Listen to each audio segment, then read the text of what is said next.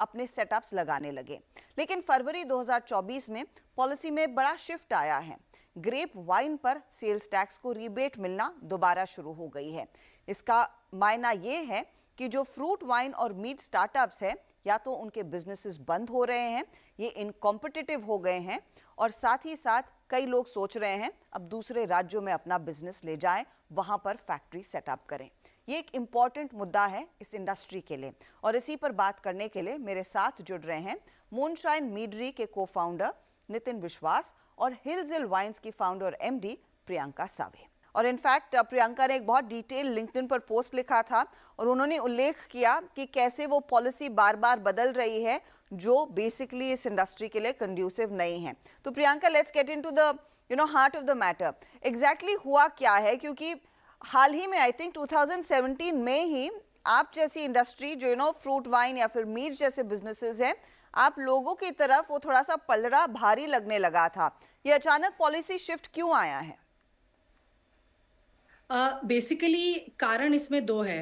एक तो कि 2001 में जब ग्रेप वाइन इंट्रोड्यूस की गई महाराष्ट्र में, तो एक प्रोत्साहन दिया गया कि इसकी ड्यूटी जो है उसको एग्जेम्प्ट कर दिया जाए। और उसके बाद में 2009 में और एक निर्णय ले लिया गया कि इसके ऊपर जो वैट है उस पर रिबेट मिलना शुरू हो गया लोगों को। लेकिन ये प्रोत्साहन आपको कब तक देना है? आप अपने घर पे जो बच्चा होता है उसको 5 साल, 10 साल, 15 साल तक प्रोत्साहन देते हो, 25 साल तक आपको प्रोत्साहन देना पड़े तो उसका क्या मतलब, उसका क्या कारण हो सकता है? Number one. नंबर टू, कि एक इंडस्ट्री है जो 2001 से आप उसको प्रोत्साहन दे रहे हो, उसमें जो ग्रोथ है, उसमें जो बढ़त है, वो एक लेवल तक ही आई है। तो हर इंडस्ट्री को इवॉल्व होने की जरूरत है। तो फ्रूट वाइन का इंट्रोडक्शन और मीड वाइन का इंट्रोडक्शन जो हुआ था, वो एक इंडस्ट्री को इवॉल्व करने के लिए किया गया था। We were a fine addition into the grape wine industry. तो उस एडिशन को जो है वो ये समझा गया कि we are going to overtake the industry. It was not like that, right?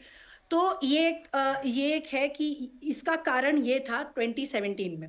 And क्योंकि कुछ अलग, कुछ नया, कुछ हटके आ रहा था मार्केट पे, तो कंज्यूमर उसकी तरफ जो है वो काफी अट्रैक्ट हो रहा था।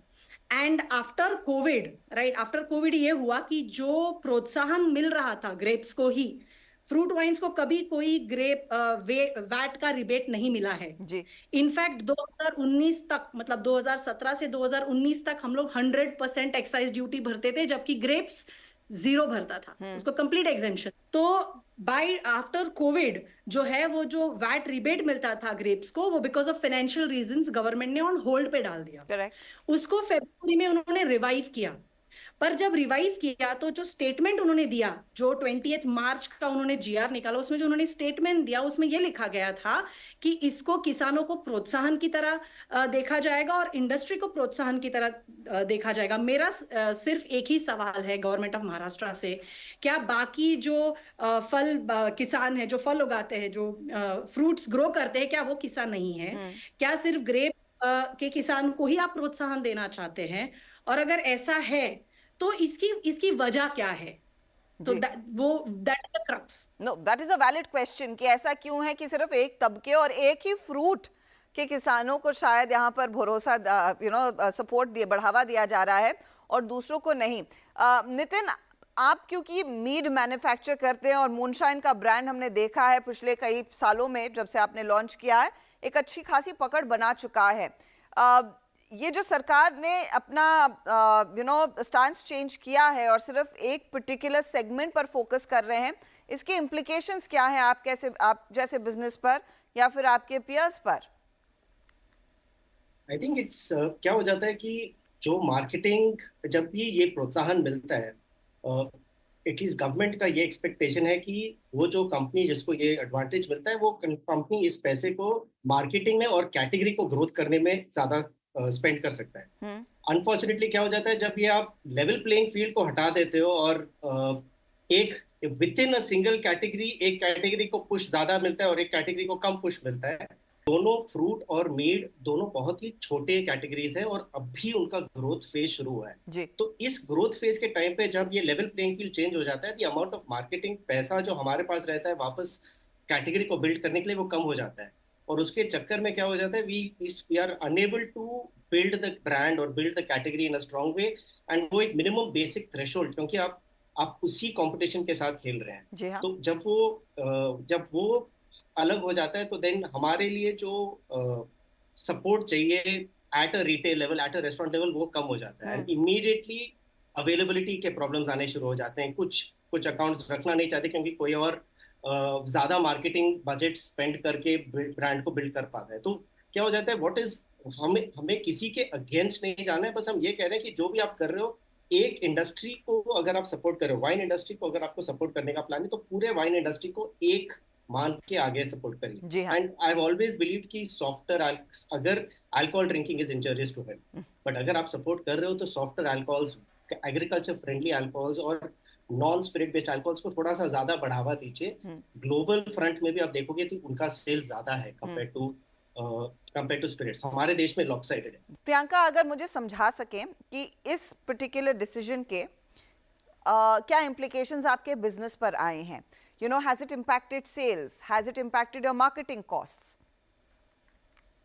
So as far as sales is concerned, एक बहुत unsaid sort of एक तरीका है मार्केट में जिस तरह से वाइन बिकती है, स्पेशली इन महाराष्ट्र, और मैं इसको हेवीली क्रिटिसाइज करती हूँ कि जिस तरह से ये लोग स्कीम्स देते हैं, buy one get two free, और इस तरह की जो स्कीम्स चलाई जाती है मार्केट में, ये तभी चलाई जाती है जब आपके पास एक तो सबस्टैंडर्ड प्रोडक्ट हो जिसको आप हायर एमआरपी मार्क करके बेच रहे हो, या तो आपके पास मार्केटिंग बजट्स है जो आपको रिबेट्स या किसी और कारण से आपके पास आ रहे हैं और आपको वो यूटिलाइज कर रहे हैं। जब ऐसे मार्केटिंग बजट्स देने पड़ते हैं और जैसे होने चाहिए, अगर as a wine, as a category, अगर ग्रेप के पास वो है और हमारे पास वो नहीं है, क्योंकि ये जो स्कीम्स है ये हमको रिटेलर्स को पास करनी होती है, जी हाँ। तो अगर रिटेलर को प्रोडक्ट पे ज्यादा स्कीम मिल रही तो वो आपका प्रोडक्ट रखेगा ही नहीं, वो आपका प्रोडक्ट बेचेगा ही नहीं। सो वहां पे मेरे सारे, जब मैंने मेरे को सवाल पूछा, my game ends there because I can not sell, they will not keep my product, so what do I do? I have to stop the business, right? And I have rightly done so. So you've stopped production completely in Maharashtra? Maharashtra में कुछ production नहीं हो रहा है? नहीं, सो जिस दिन ये जीआर आया उसके 2 दिन बाद, that is 1st of March, I have shut down my entire production. My 40 staff who was with me, I have asked them to leave. तो ये अगर मुझे एक अंदाजा दे सके, क्योंकि आपका business of course I think दूसरे स्टेट्स में भी है जहां पर शायद इस तरह की पॉलिसी नहीं है, महाराष्ट्र आपकी टोटल बिजनेस का कितना बड़ा हिस्सा था? How much were you manufacturing and actually earning revenue out of Maharashtra, अगर उसका एक अंदाजा दे सके?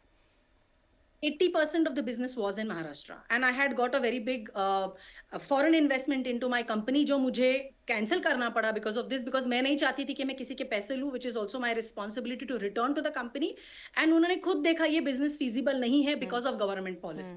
तो क्लियर ये काफी बड़ा धक्का है, छोटा धक्का नहीं है, काफी बड़ा धक्का है।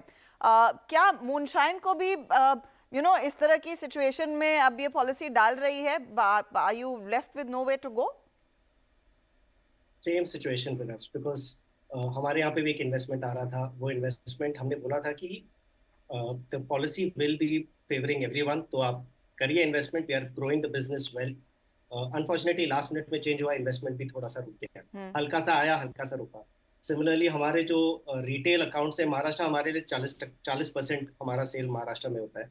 एंड वो 40% अभी, क्योंकि हम लोग जैसे प्रियंका ने कहा, वो स्कीम्स जो है मार्केट में वो हम नहीं देते हैं, और हम नहीं दे सकते हैं। अभी कोई और दे सकता है तो उसके चक्कर में वो प्रायोरिटाइज हो जाता है एक प्रोडक्ट दूसरे पे, और हमारा सेल भी काफ़ी इम्पैक्ट हुआ है उसके चक्कर में। ऑल्दो हम लोग ट्राई कर रहे हैं कि थोड़ा सा जो ब्रांड का हमने पुल जनरेट किया था उसके थ्रू हम लोग अभी भी चल रहे हैं। काफ़ी कुछ रिटेलर्स हैं एक तो जो समझते हैं कि हमारी क्या हालत हो रही है because of this, and they are also supportive. मैं इनफैक्ट आपसे फाइनली फिर ये समझना चाहूंगी, इट्स अ मैटर ऑफ सरकार ने एक तबके को शायद ज्यादा फोकस में रखा है, दूसरे तबके के बारे में सोच नहीं रहे हैं। Nitin, is it a matter of also lobbying and vote bank? क्या वो ज्यादा स्ट्रांग है और फिर आप लोगों को भी अपनी लॉबी ज्यादा मजबूत करनी पड़ेगी? Have you had any conversation Maharashtra government की तरफ से? किस तरह का फीडबैक मिला है? अगर इस मंच पर हम ये आवाज उठा रहे हैं, आप इस समय उन्हें क्या मैसेज देना चाहेंगे? I think the message I want to, जो मैं कहना चाहता हूँ गवर्नमेंट को, कि इट इज आयरॉनिक, क्योंकि महाराष्ट्र गवर्नमेंट पहला गवर्नमेंट था जिसने हनी वाइन का पॉलिसी बनाया। वो पहला गवर्नमेंट था जिसने पहला स्टेट था जिसने फ्रूट वाइन का पॉलिसी को इतना बढ़ावा दिया। There was no other state before Maharashtra जिसने ये शुरू किया। तो मुझे ये दुख की बात होती है कि वही स्टेट अभी ऐसे पॉलिसीज को लेके आ रही है जिससे जो कैटेगरीज उन्होंने खुद हेल्प किया सेटअप करने को, आज के दिन पे यूपी, कर्नाटका, जो भी स्टेट्स है जहाँ पे फ्रूट एंड मीट बैंक के पॉलिसीज बने हैं, वो सब महाराष्ट्र के पॉलिसी को देख के उसमें हल्के से ट्वीक्स लाके और अच्छा बनाया। लेकिन ओजी जो पहले स्टेट था वो महाराष्ट्र था। तो मेरा रिक्वेस्ट यही है कि आपने इस कैटेगरी को आपने जन्म दिया है, इस कैटेगरी को बड़े होने का मौका दीजिए। किसी सपोर्ट की उम्मीद है प्रियंका आपको, या फिर टर्न बैक की, you know, can you wing it in your favour?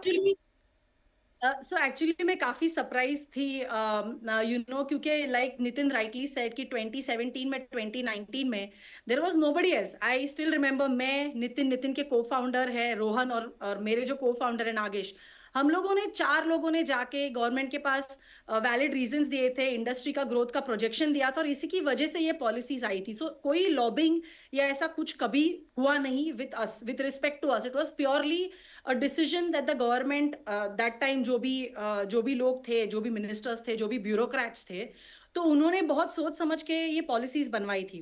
But जब भी ये फरवरी में जो भी डिसीजन लिया गया, तो मुझे ऐसा लगता है कि इट इज नॉट पॉलिटिक्स और it is not lobbying, it is pure unthoughtfulness. चलिए, बहुत बहुत धन्यवाद। आप दोनों का ही एक अहम, बहुत बड़ा मुद्दा और बहुत हॉट मुद्दा था, and I wish you good luck. Priyanka, I hope आप वापस महाराष्ट्र में अपना बिजनेस शुरू कर पाएं, and if you are moving to Himachal, good luck to you, and let's see what happens. एक बहुत बड़ी चीज़ है कि सरकार ने, देखिए, एक तबके को थोड़ा सा प्रेफरेंस दिया है, इसीलिए इस मुद्दे पर हमारी नजरें थी। महाराष्ट्र स्टेट गवर्नमेंट से ठीक पहले ये मुद्दा उठ रहा है, तो हमारी उम्मीद है इस पर सरकार जोर जरूर देगी और सही कदम उठाएगी। एक काम करते हैं, लेंगे एक छोटा सा ब्रेक, लेकिन आवाज़ एंटरप्रेन्योर में आगे एक और दिलचस्प चर्चा हम आपके लिए लेकर आएंगे, क्योंकि फिजिक्स वाला जो जाना जाता है फिजिक्स पढ़ाने के लिए, अब वो स्टार्टअप्स के लिए भी एक स्कूल लेकर आ रहा है। उस पर आगे बातचीत।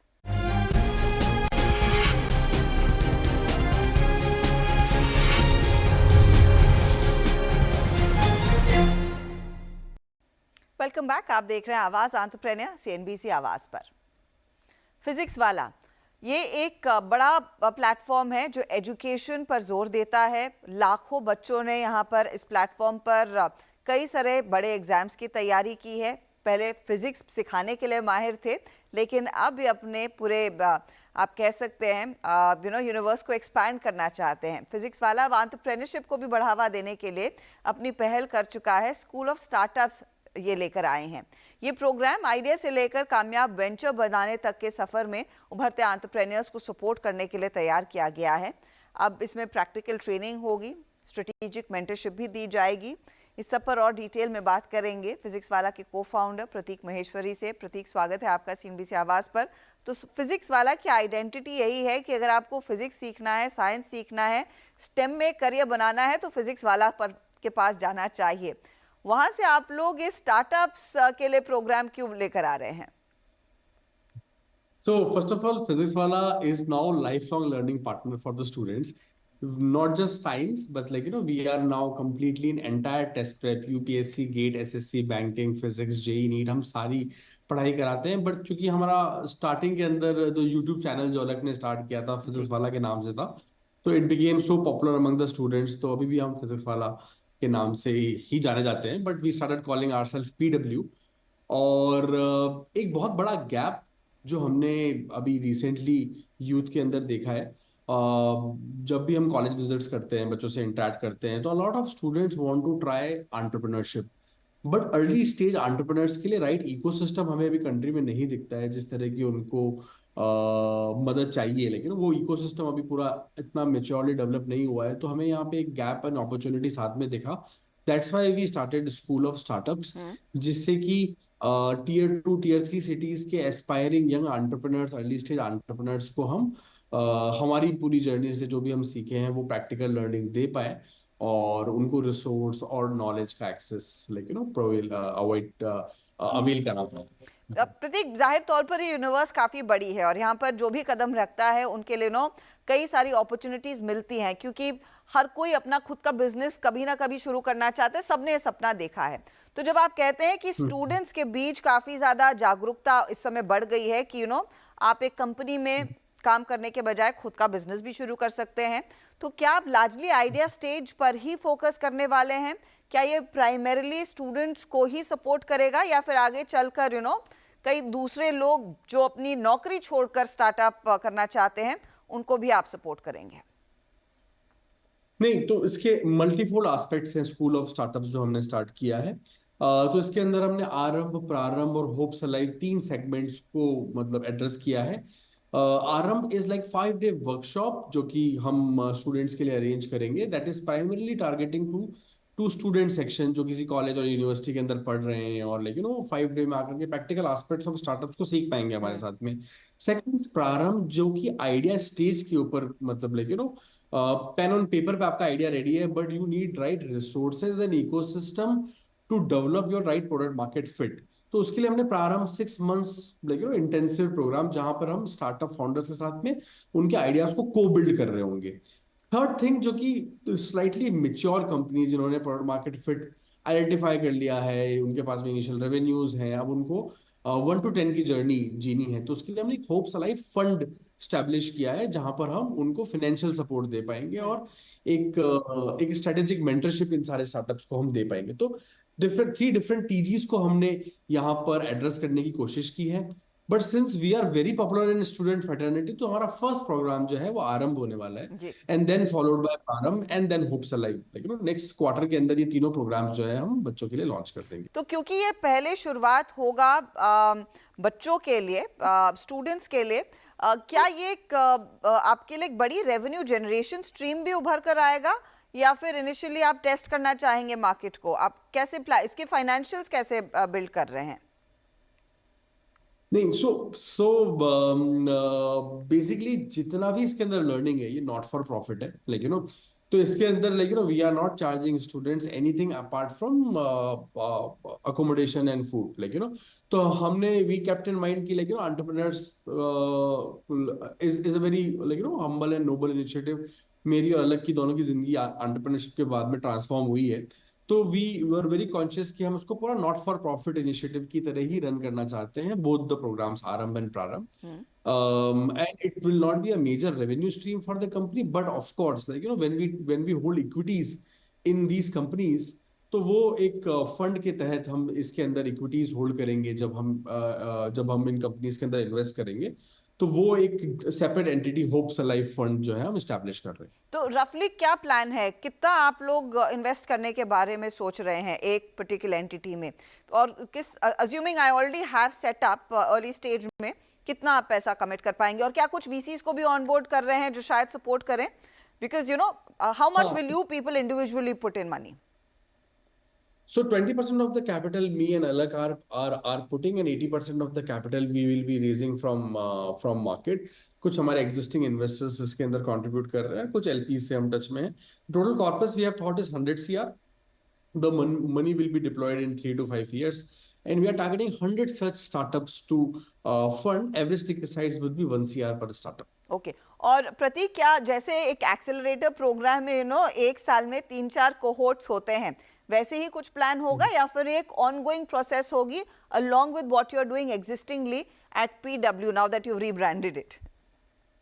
हाँ, इसके अंदर हमने वर्कशॉप्स के लिए मंथली 2 कोहर्ट प्लान कर रखे हैं। 1 वीक का एक वर्कशॉप जो हमने डिजाइन किया है, एंड जो प्रारंभ प्रोग्राम है जो कि स्लाइटली मोर वेस्टेड प्रोग्राम है, उसके अंदर हमने 2 कोहर्ट साल के अंदर शुरू किए हैं, मतलब शुरू करेंगे हम 2 कोहर्ट, और उसके अंदर हम 50-50 एंटरप्रेन्योर्स इन ईच कोहर्ट लेंगे, एंड होप्स अलाइव में as I told we will be supporting 100 startups with total corpus of 100 CR। मुझे ये बताइएगा, क्या ये आप लोगों का टाइम ज़्यादा नहीं ले लेगा फ्रॉम योर कोर ऑफरिंग, क्योंकि I'm thinking from a perspective of a student and perhaps a parent as well, कि ये हम प्रतीक और अलग के पास जा रहे थे क्योंकि हमारे बच्चों को बहुत अच्छे से पढ़ा रहे थे, अब इनका थोड़ा माइंड थोड़ा डाइवर्ट तो नहीं हो रहा है किसी दूसरी तरफ? नहीं, बहुत ही वैलिड क्वेश्चन है, that's why we are little late in starting this program, but since the company is now at a mature stage, we have entire leadership set up, तो इस प्रोग्राम के लिए भी we have identified a dedicated leader, Vijay Shukla sir, जो कि very seasoned entrepreneur, 20 years of entrepreneurship experience, IIT plus XLRI degree holder, So a lot of gray hair. He have built his company and sold it for $30 million 10 years before. So a very seasoned leader to run this program. But like the intent of this program is very clear कि entrepreneurship कभी classroom में सिखाई नहीं जा सकती. जी हाँ. It is not something like you can taught in a classroom. तो हमारी पूरी जर्नी के अंदर जो भी हमको गैप्स लगे थे और जो चीज हमने गलतियां करके सीखी, those practical things can be passed on to budding entrepreneurs. और इसको हमने पूरा प्रैक्टिकल वे के अंदर पूरे प्रोग्राम को डिजाइन किया है, जहां पर जो गो टू मार्केट है स्टूडेंट्स का, जो भी बडिंग एंटरप्रेन्योर्स का है, वो हम एक्सेलरेट करना चाहते हैं. And we have the largest community of students like in India, and we wish कि India should have like thousands of physics वाला kind of companies. तो उसके लिए like we believe कि this will be a very noble and humble initiatives, जहाँ पर हम हमारी learnings जो भी मतलब हर एक entrepreneur की अपनी जर्नी होती है, तो वो अपनी learning से जो भी 2 cents पास कर पाए to the next set of entrepreneurs. And we strongly believe कि यार सारी problems हम नहीं solve कर सकते. जी हाँ. एक next set of entrepreneurs आएंगे, उनकी better approach होगी, be it edtech और other industry, और वो disrupt करेंगे. और but running a good business के जो fundamentals है वो same होते हैं. You follow on NPS, आपका यूनिट इकोनॉमिक्स अच्छा होना चाहिए, आपका प्रोडक्ट मार्केट फिट अच्छा होना चाहिए, आपके अंदर कस्टमर ऑब्सेशन होना चाहिए. ये सब कोर प्रैक्टिकल लर्निंग हम पास ऑन करना चाहते हैं to students and working professionals of the country. And I'm sure people are waiting to hear from the team of Physics Wala कि ये कैसे एक्चुअली आप लोगों ने कैसे किया और हम आपसे क्या सीख सकते हैं. प्रतीक, बहुत बहुत शुक्रिया हमारे लिए समय निकालने के लिए, and good luck to you and your entire team.